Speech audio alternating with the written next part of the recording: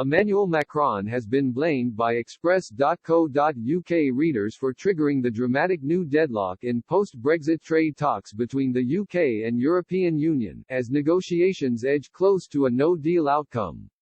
Boris Johnson had set a deadline of last week's European Council summit of the bloc's leaders in Brussels to have a Brexit trade deal agreed with the EU before the end of the transition period on December 31. But the Prime Minister and his chief negotiator Lord Frost accused the EU leadership of abandoning the idea of a free trade deal before warning Britain in a televised statement it is now time to prepare for a no-deal Brexit. Following the conclusion of the EU summit, Lord Frost told Brussels counterpart Michel Barnier there was no point coming to London for more talks next week. EU leaders and officials have continued to retaliate, claiming the UK government is to blame for the breakdown in talks because of their unwillingness to compromise.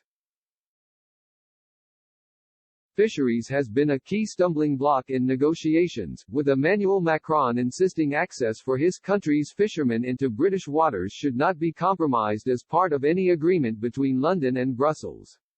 During the summit in Brussels last week, he warned our fishermen will not be the victims of Brexit, and added, "We didn't make that choice. The British people did." He also warned France is ready for a no-deal outcome. Now Express.co.uk readers have firmly pointed the finger of blame at the French president for being the main cause of the latest breakdown in talks between the UK and EU. The latest poll, which ran from 1 p.m. until 8 p.m. on Sunday, October 18 and saw more than 10,000 votes cast, asked, who is causing trade deal deadlock between UK and EU? From the 7 available options, a huge 61%, 6,270 readers, blamed Mr. Macron for triggering the latest collapse in trade deal talks.